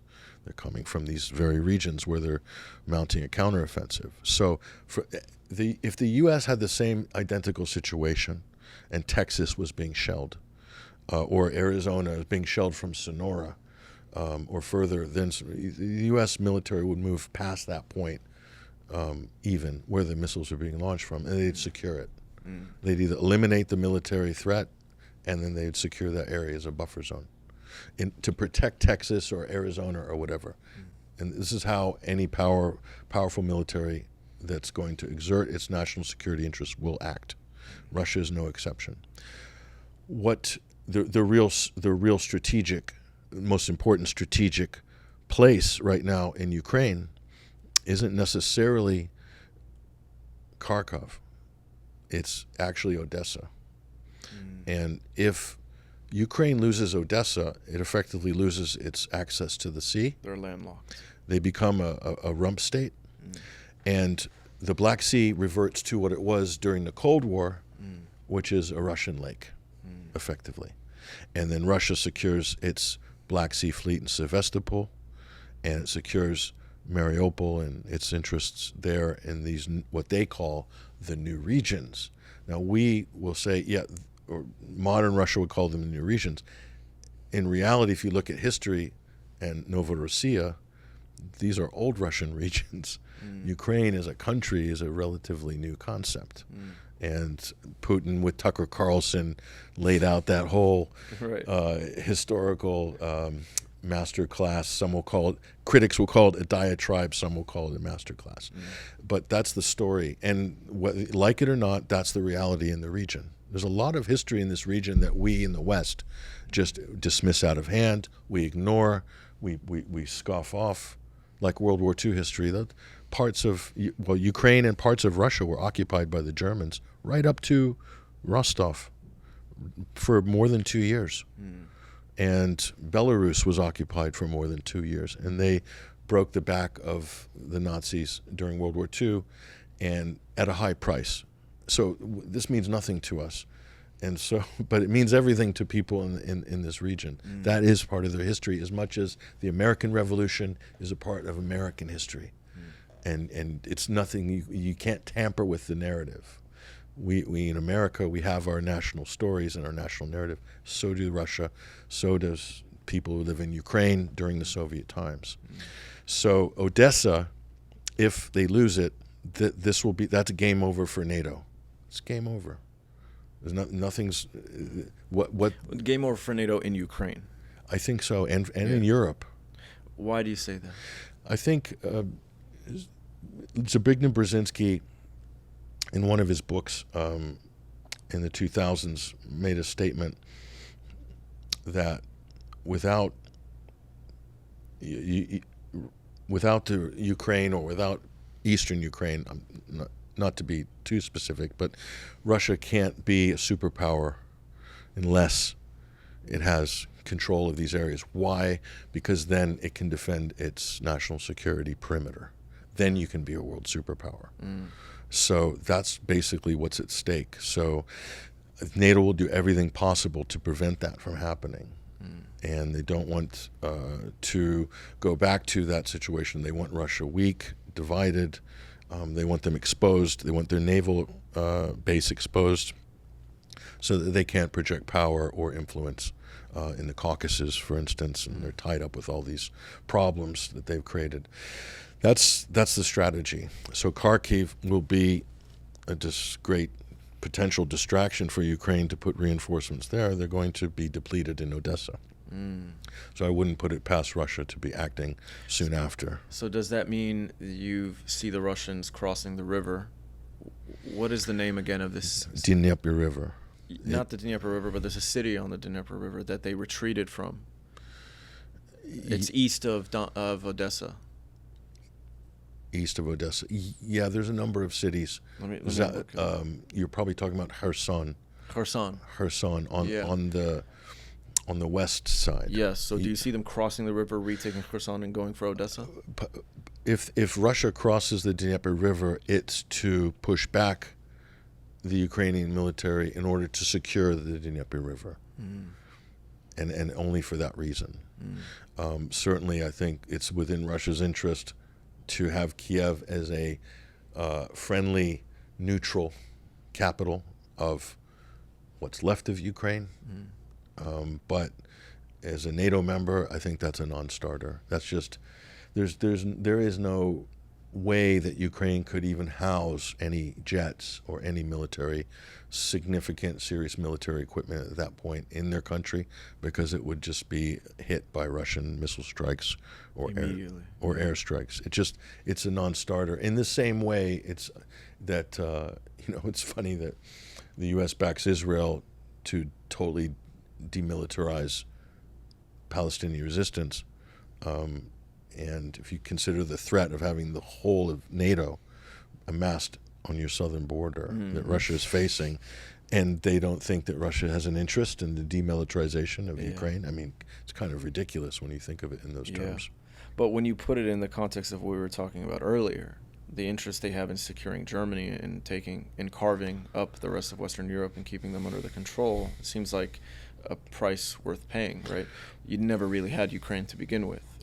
It's not only, and so this is getting to the Julian Assange argument, that it's not about winning and losing. It's about perpetuating the system of war as an industry. And if you look at what's happened, if Russia advances to the Dnieper River and Ukraine becomes east, Russian side, west, Ukrainian / European side, that's a win for NATO, because NATO has already pushed the east-west line right up to the Russian border. Poland has been remilitarized. Yeah. Finland is militarized. Sweden is militarized. Northern the Arctic is now being militarized. So if the goal is militarization and creating a strategy of tension between Russia and Europe, NATO has already won. And the United States has already won. They've achieved that. That's going to guarantee that there's going to be billions of dollars spent maintaining that, just like the DMZ in South Korea and North Korea. That's a dollar sink in perpetuity, billions and billions of dollars. And so the same with Europe. And the United States has complete influence and control, domination of military equipment, strategy, bases. Nuclear weapons will be moved closer to that line, if not already there in some cases. And so, yeah, for the Western military-industrial complex, if keeping this machine going is the real objective, they've already won. They don't even need a World War III. The tension that's been established now, as a result of the last 2 years, could be played out over the next 50 years to maintain that tension. And think of the trillions of dollars, the troops that are going to be there, the expansion of bases in Romania, etc. It's just going to be the congressmen, senators. We need more missiles in Western Europe to counter the threat from Putin. This is just going to go on and on and on until something happens or doesn't happen, a peace treaty or World War III. I'd like to transition now to the Middle East again, but I'd like to talk to you about it in the context of your work. So you have done a lot of reporting on the ground in the Middle East. You've been to, and correct me if I'm wrong, but you've been to Lebanon, Syria, Iraq, and Iran. Is that correct? Yeah. So what took you to the Middle East? Why were you reporting on the ground? I was taken there initially firstly to Lebanon, and was just kind of getting started doing independent journalism, blogging, and I had different reasons for being there, partly family, partly because I was just very interested in learning, experiencing more of the region after studying it, writing about it, talking about it. So that was a big learning experience. First, learning about the region, the Lebanese civil war, the Palestinian issue as it's more widely in the Middle East, and also Hezbollah, their story, why that's significant, the truth and the reality of Hezbollah, what they are. And then when the war broke out in Syria, I've been covering it remotely, from a distance, from the West, from Europe, from the U.S., and I had an opportunity to go there in 2017 for about 5 weeks. So it was a good... Where did you go in Syria? I went, we landed drove to Damascus from Beirut initially. So you went to Beirut, drove to Damascus? Yes, drove a taxi to Damascus. Yeah. It's the only way you could get there. Yeah. Which is about $60, I think, one That's way. Not too bad. Yeah, I think it was about $60. It's cheaper than an Uber from the airport. Yeah. But and then from there, visited Aleppo. Right after East Aleppo was, as the Syrians would say, liberated. But then that was just a completely devastated area. Had a chance to visit that. I was investigating and looking for white helmets evidence and learning more about this phenomenon. We'd been covering this. 21st Century Wire was, I think, one of the first kind of media outlets to put a lot of articles and investigations about the White Helmets, this search and rescue NGO that was backed by all the Western countries to the tune of hundreds of millions of dollars, providing all the imagery for CNN, the BBC, and Western mainstream media. And that was in 2015. I worked with a good journalist who was writing with us at the time, Vanessa Beeley, and no one else was covering this at the time. And invested a lot of resources into it. And it's funny, afterwards, the mainstream media said this was a Russian disinformation campaign. But it was you. It was us. I couldn't get the Russian media to take any interest in it. They were saying, well, we don't really get it or understand it. They didn't really touch it until 2016. Interesting. Like a year later. Yeah. But we still got it still got blamed as a Russian campaign, and then we got blamed of parroting Russian disinformation. Yeah, you're like, no, I'm the source of it. But later, after 2015, I mean, other people started writing about it later. I think the following year, Max Blumenthal he's done a lot of coverage wrote a on couple this, articles, and that helped to really kind of raise awareness. We're a smaller independent media for those who outlet. don't know, the 21st Century is your independent media outlet that you established. 21st Century Wire, 2009. 2009. Yeah. Okay. Started off as a blog site. Okay. So it's been a kind of consistent platform. But Is it just you writing for the platform, or do you have others? I have a number of other writers who work on a freelance basis. Nice. We've had different staff in and out, depending on what we can afford. But it's been a challenge, in terms of like censorship, being delisted off organic searches from Google, problems with Google AdSense, problems with ad providers, all the things that people are, dealing with that make your independent platform viable. A lot of those avenues were cut off in 2017 when this major push happened to fight disinformation. And big tech went pretty much on a... So you became a target. Absolutely, yeah. And I think you were removed off of Twitter. Is that correct? Yeah. We were on a number of blacklists, and the blacklist started after Donald Trump was elected. And we started seeing this trend of academics, the University of Washington, Stanford Internet Observatory, and there's other people started coming up with these lists. Operation or Project Owl at Google had a list of blacklisted for search. To think about that, Google has a monopoly, 95, 98% of all searches. So we used to be number one. We were beating mainstream media outlets for like Syrian war, White Helmets, and so forth. After April 2017, we fell completely off. Our traffic, organic searches just disappeared. Our traffic dropped by 70%, as did 200 odd other websites that were also blacklisted. Many of them in the same information alternative space that we were in. Traffic dropped 70%. So ad revenue dropped 70%. So that's how it was done. And a lot of people moved to membership models and other ways to survive after that. And but yeah, that's so we started doing a lot of journalism. It's been a challenge to stay buoyant, but yeah, we're still there. We're still doing some well, we good can work. relate. We know what it's like.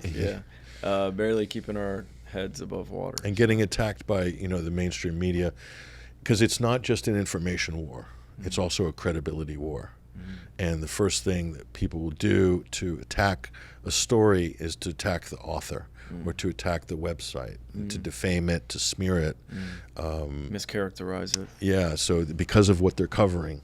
So then it becomes a war on credibility. The people will... Organizations, government want to cast you as not a credible source. And so they've created this global disinformation index as one of these sort of quangos, international quangos, funded by the U.S. government, funded by the George Soros and other open society outfits and foundations pumping money into these sort of things. But the U.S. government's a big funder of a lot of this. But to act as gatekeepers, to say those websites are peddling disinformation. And so then they can put pressure on advertisers whose products appear on those websites to get them demonetized. Right.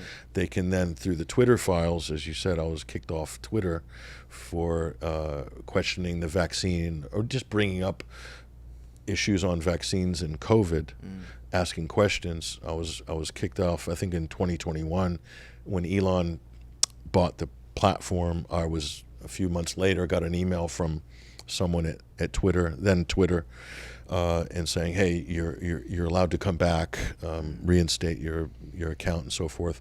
So, but then I got a call I got an email, or was a DM, I think, from Matt Taibbi much later, and he said, "Pat, did you know you're in the Twitter files?" And I was like, "Okay, not surprised."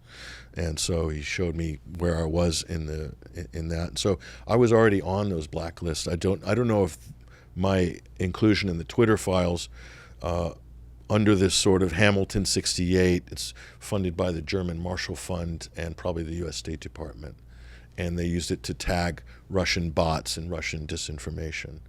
And, they have these really sophisticated departments, like at the University of Washington, led by this person's Kate Starbird, who was on 60 Minutes recently, and they're crusaders fighting disinformation. Alex Stamos, former CTO, I believe, at Facebook, he's at the Stanford Internet Observatory. They scour and they police the internet for disinformation. So, and they map the disinformation on these fancy heat maps using APIs on social media to try to track bad thinking, bad information. They're not mapping disinformation or misinformation. They're mapping dissenting opinion. But they packaged it through this new censorship industrial complex, which really was launched in a big way in 2016 as a response to Russian interference and Donald Trump winning the election, Brexit, and so forth.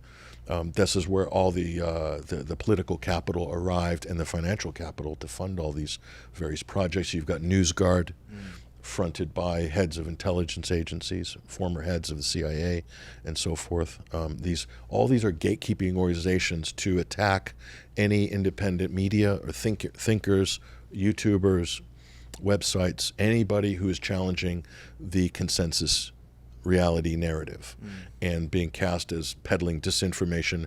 Disinformation as a word didn't exist before. It doesn't even make sense as a word if you think about it. It doesn't. It's a completely ambiguous, arbitrary term. Actually, if you want to trace the genealogy of disinformation, is kind of coined by Joseph Stalin to discredit his political opponents. I mean, you can't make it up. Yeah.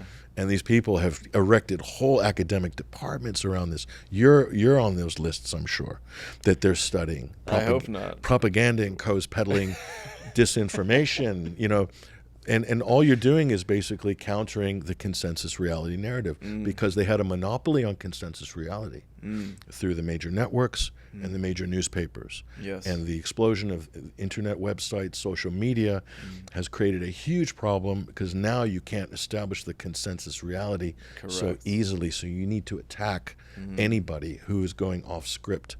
And they regard people like you and me as easy targets because we're small and we're weak. And who are we? I don't have the backing of any, big institutions or Soros or any of these various foundations that fund billionaires that fund the Koch. The Koch brothers. Does for Putin instance. no longer send you money, or? No, the Putin. I know. It's so funny because I did reporting, volunteer reporting for RT. I did over 200 live segments from the Libyan war right till the Ukraine war began. And I didn't, I was offered, payment, or people said, why didn't you get paid for it? And I purposely didn't want to get paid for those live appearances on RT over a 10-year period. There's a lot of them. And I purposely didn't want to because I didn't want to be accused of being a Russian agent. But I got accused anyway. Right. So it's like, that's why I won't associate. I've had Press TV, TRT reach out to me, and I say, I'm sorry, I'm not interested. And that's why, because I know that it will be used against me one day. So, to undermine the platform, at least. Yeah, and I wanted to retain the independence of myself, 21st Century Wire, on behalf of our readers and our listeners, and I felt that was important that I didn't do that. But they were a great platform, and I worked with some amazing producers, anchors there behind the scenes, and they never once pre-interviewed me.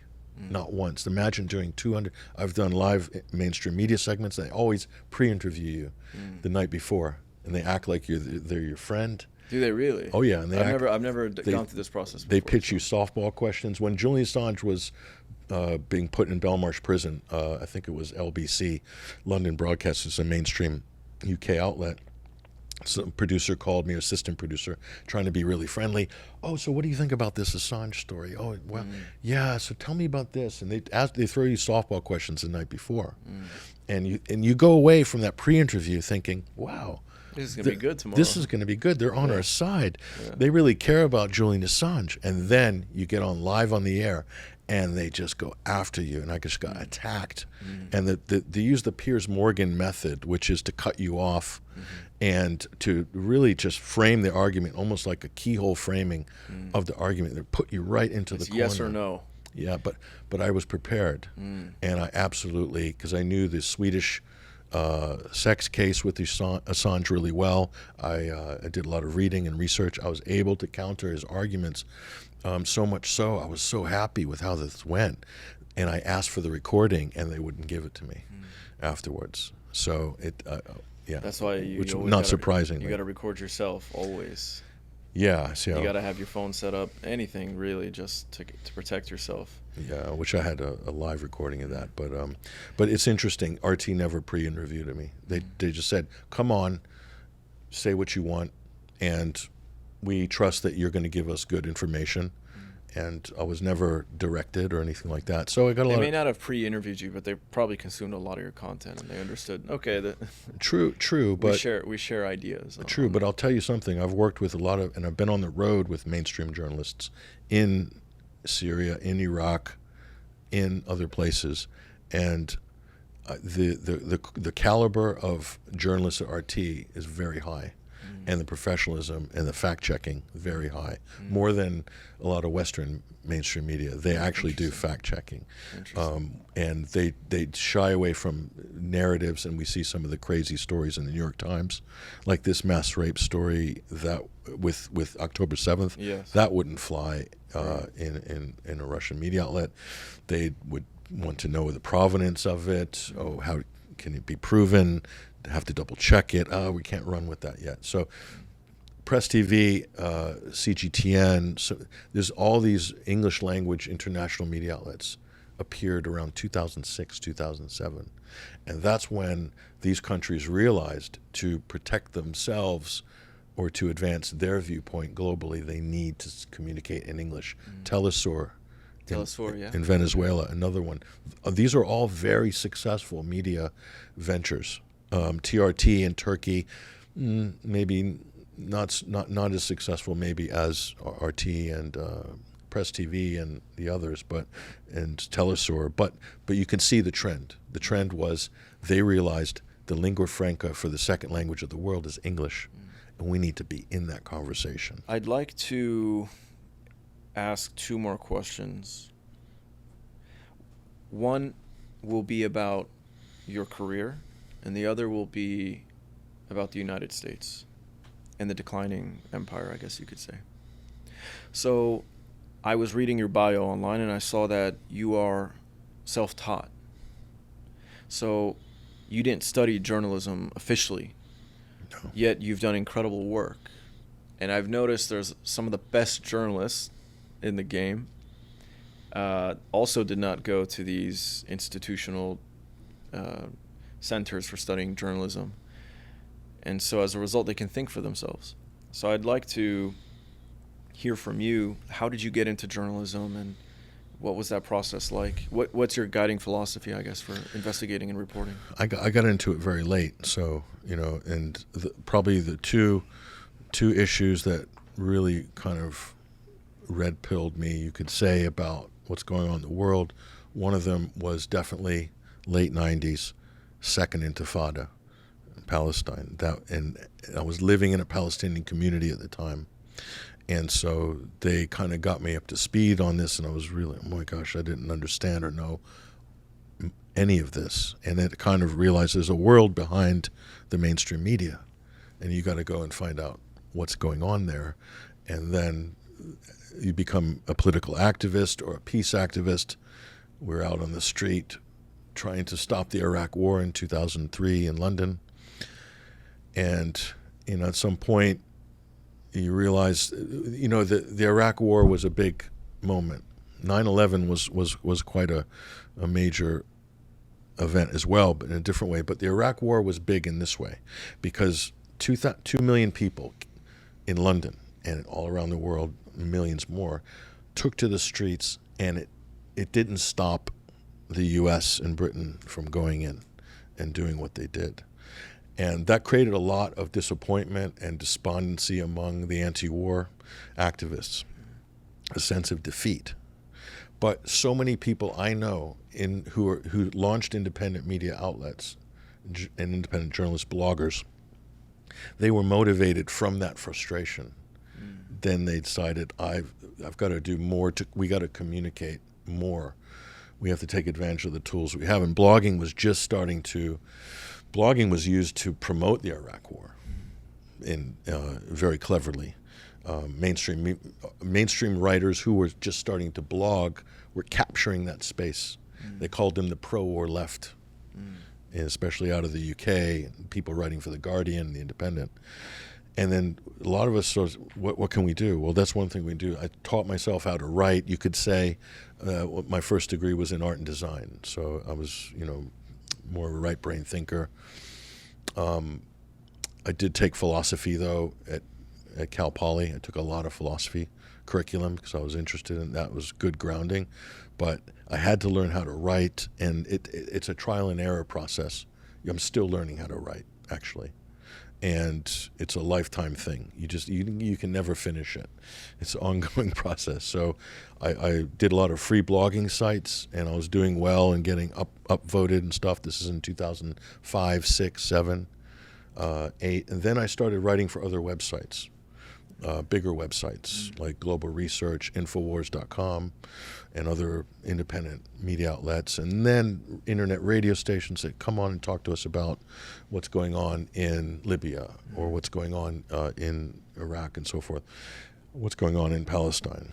And so I started doing that, and then after a while got frustrated with submitting articles, so I decided started a WordPress site with the help of some friends and family, and then I became my own editor at that point and built that up into a fully functional media platform with written video and audio. We have a successful podcast live radio show. We've done live from 2013.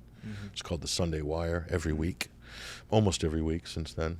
And that was good to kind of generate engagement. And I think it's really important to have a podcast or do something on a regular basis if you have written content that people can use as a rallying point at least once a week or something like that. Right.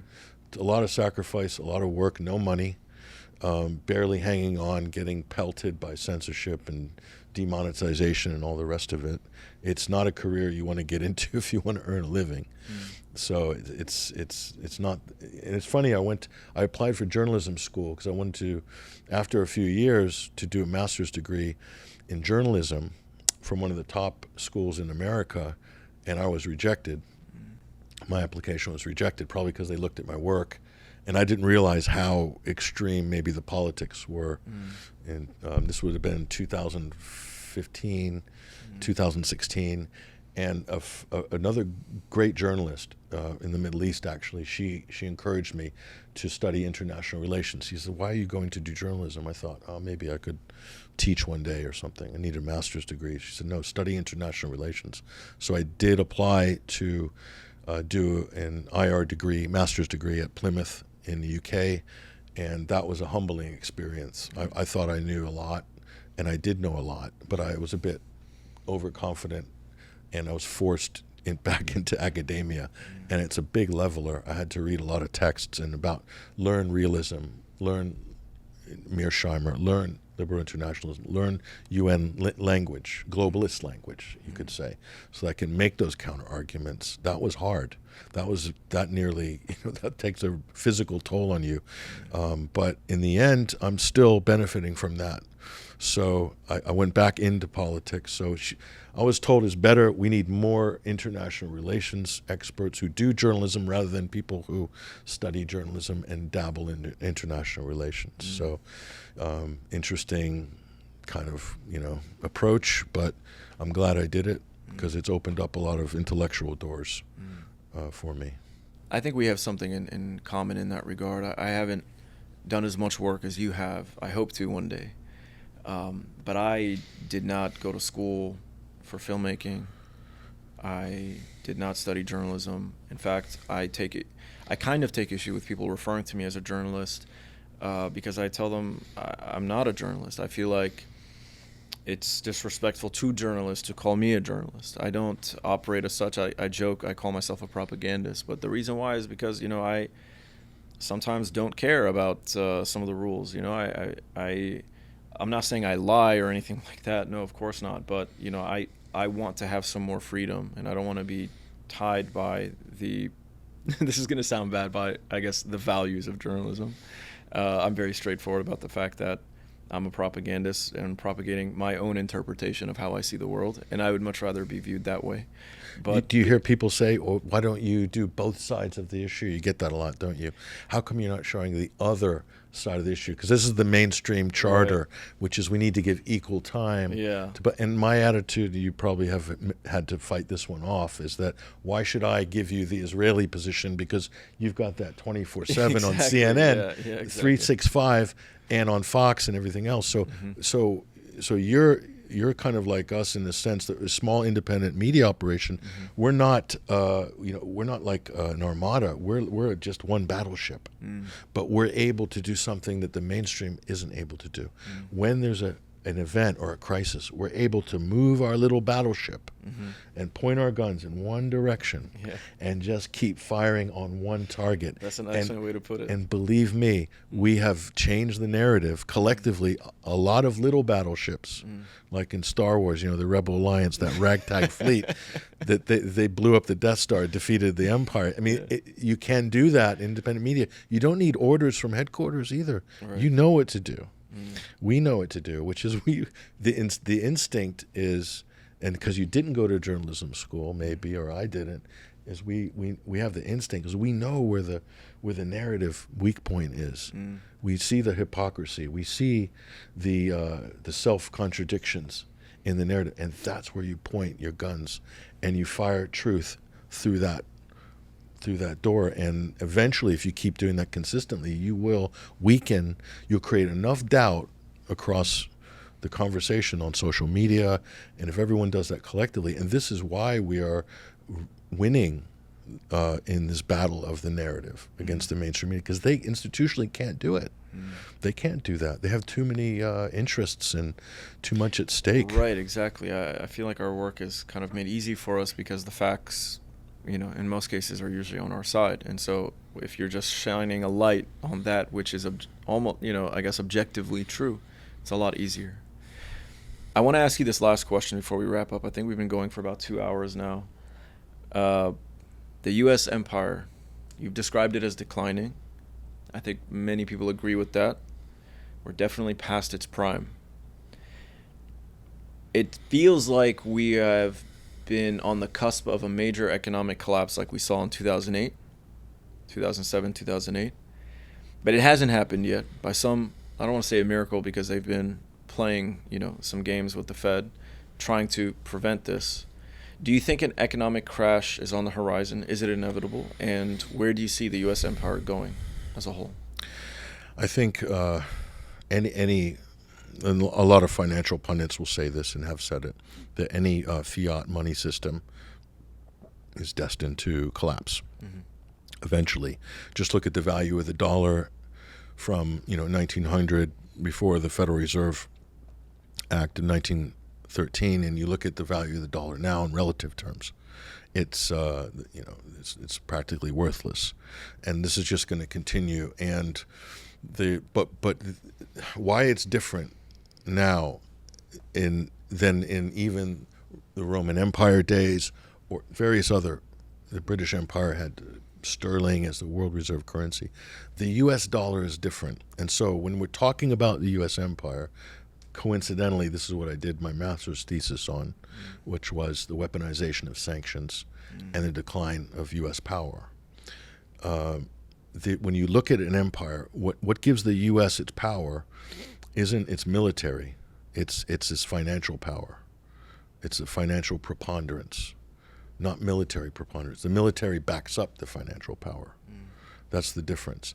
And so what the U.S. has that the British didn't have, that the Russians didn't have, or the Russian Empire or the Roman Empire, all the different empires throughout history in different parts of the world, this idea of the dollar as a world reserve currency is kind of a genius coup d'etat for the world, because by having a debt-based currency, fiat fractional reserve debt-based currency, and moving that to where global commodities are mandated to be purchased and denominated in dollar value, and then forcing, in a way, countries to hold dollar reserves, that helps to inflate and stabilize the value of the dollar globally. And by doing this, the U.S. is able to do something that no other power in the world is able to do, and that is deficit spending. The deficit spending creates the $1.2 trillion military budget and all of the other domestic things that the U.S. needs to pay for. Right now, the deficit spending is at astronomical levels, trillions of dollars per year. What the U.S. government takes in revenue is pretty much shot before the 6-month mark. Everything else is borrowed or it's deficit spending. We project power through deficit spending. That pays for our military. It pays for our bases, 1,000 plus bases around the world. It's deficit spending. And that can only be done if you have a global reserve currency, and you maintain that by gamifying oil, gas, commodities, markets, and making sure that the dollar is the most liquid form of exchange on the planet. But that reserve currency status is reducing. Not super fast, but gradually. And as countries opt to move out of the dollar for fear of having their assets frozen through sanctions and so forth, and for good reason, Russia, Iran, China, and everyone else who's got dollar-denominated assets and keeping dollars in reserve, they're now thinking, whoa, even India might be sanctioned by the United States for buying Russian oil. They're all having to rethink this. Do we really need to use the dollar as a reserve liquid form of exchange? And the minute they're not using those dollars and those reserves are empty, they come back to the United States, and that fuels inflation. It's more complicated than that, but I'm just giving a simple, basic explanation. And we're seeing inflation now in the United States that it's really being underreported. I mean, just coming in and out of the country in the last 5 years, I'm shocked. Just the last 5 years, basic costs of things, it's unbelievably high. In fact, I saw a statistic that said, in relative terms, today there's more inflation in the U.S. than in Venezuela. Wow. Today. So that's how bad it is here, and a lot of it is being kind of suppressed. And that's the kind of stealth tax, as Ron Paul would say, that robs you of your savings and the value of the money you have in your pocket.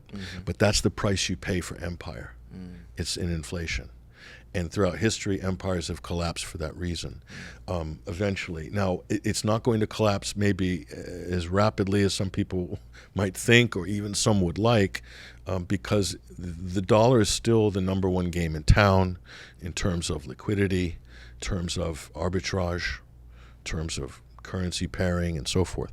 So this isn't going to happen overnight, but if you're looking at it as a trajectory, the U.S. is on the way down. Hence, you're starting to see a panic in the political class and the elite class saying, China is our competitor and they mean us harm, and we need to disrupt China because China wants to take over the global economy, and Russia and so forth. So the U.S. is creating more boogeymen, rhetorically anyway, and people that we need to basically stop so they don't confront or challenge our hegemony. But the reality is that ship has already left port. The U.S. hegemony is on a decline, and it can't be reversed. There's nothing it can do to change that, because this is just the arc of history that Eurasia and China and many other states around the world are rising, have technology, have resources, are developing things, have strategic advantages economically in terms of labor and all sorts of other things, human capital. Iran is a good example. How's Iran been able to rise as a regional superpower in the Middle East? Through advances in missile technology, avionics, aeronautical engineering. Where did they get that? Did they import that from the U.S., nuclear power? No, it was all homegrown. Even under sanctions, their human capital, in terms of how many PhDs they produce, female PhDs in engineering, for instance, they're doing that domestically. So other countries are doing the same. Brazil, number of other Asian countries, India. There's all sorts of locations around the world that are no longer in a kind of colonial mode.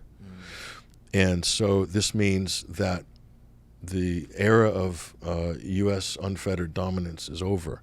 So what's it going to do? What's the mission of the empire? If it doesn't control the global system, what's the mission? What's the raison d'etat? The reason for the state, their main mission? Is it to, if it's not to rule the world, is it to then disrupt? Is it to sabotage? Is it to break the Belt and Road project rather than construct an alternative to it that makes sense and that's a win-win? Now, from the Western hegemonic viewpoint, doesn't believe in win-win anymore. It's now, maybe it never did, but everything becomes a zero-sum game. That any benefit China or anything advantage China gets is a disadvantage for us. We lose if China wins. We lose if Russia wins. We lose if Iran wins. We lose if India wins, or who knows what other countries you can fill in the blanks. And so that zero-sum game thinking is, I think, the prelude to conflict. And if that's the way they're going to view the world, then there's a major kind of reckoning that needs to happen in the U.S. Is what is the national mission? What is the purpose of the state? Is it just to be number one? Or is it to provide better products and solutions for the world?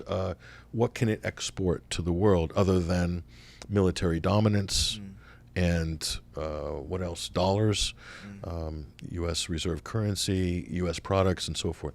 So can the U.S. get used to or acclimate itself to a new position in a multipolar world or not? Or the powers that be in the Anglo-American sphere, is their answer to that going to be to blow up the multipolar system and to escalate a world war to then have order out of chaos and reestablish dominance by destroying half of China and Russia? Is that the raison d'etat? Is that the mission of the empire? It's hard to know the answer to that when you hear some of these people talking publicly in Washington, some of the crazy things that have been said, and they're being said right now. It's hard to know the answer to that question. But you ask that question maybe during the Second World War, after the Second World War, and there was a kind of mission. We want to have world peace, and we want to defeat the Soviet Union and communism. That was the mission of America for 70 years. And so now, what is the mission? And this is a civilizational question. America's blessed because it has two massive oceans, relatively friendly neighbors to the north and the south. Russia can't boast those sort of endowments. They have not even a mountain range between Russia and Europe. And so their history, their geography has shaped the national character through the battles and the invasions over the years. And it's shaped their reason, their raison d'etat. And likewise, the U.S. hasn't had that challenge. It's a colonial settler country that then established dominion over North America and then expanded to establish dominion globally through an empire backed by the U.S. dollar. When that day ends, or when that is in its demise phase, what then? It has to come up with a reason other than just waging war against everybody else or stopping China or something. But I think you need some imagination. There's a lack of imagination in Washington. They cannot visualize anything past these tropes and sound bites, and they just think, well, we've got these weapons, we've got this military, we've got all this money, we've got bases around the world, we need to kick ass. And that becomes the raison d'etat. So this is a problem. You know, civilizations rise and fall on these very questions, and the U.S. is very unique on the planet Earth because of its disposition. Physically, the U.S. could they could cause a global economic crash, pull its drawbridges up, wait it out with all of our oil reserves and energy reserves, and then go up and sweep up the dust of the disaster afterwards. It could start World War III and then retreat and then go back and clean it up, as it did with the Marshall Plan in World War II, after World War II, and come up with another system, financial system. Do we have the factories to do so, though? No, there would have to be a retooling, and but the U.S. could survive, has enough of an industrial base in this hemisphere, with Mexico and other countries, that it could weather a global apocalypse, as it were. So it's a scary thought. It could, and they could cause it and retreat, like you said, and be totally fine. Let's be realistic. There's people making those calculations in think tanks like the Rand Corporation or others. And this is so they did this during the Cold War. They do these same exercises. They have computer simulations about war and collapse of economies and so forth. I hope that doesn't happen, of course, but you know, this is something we have to kind of consider. How's that going to play out? It's a good question. It's a difficult question. It's one that nobody really wants to talk about. Right. Well, Patrick, I appreciate having you here. It was a wonderful conversation. I think our audience is really going to enjoy and benefit from that. We're going to link in the description of this video 21st Century and any other 21st Century Wire. 21st Century Wire. If there are any other links that you'd like us to put in there, we can do that so people can check out your work, learn more about your story, your career, and support the important journalism that you're doing. Thank you for being here, and I hope to do it again sometime. Yeah, I appreciate it. Thank you. Trust nothing. No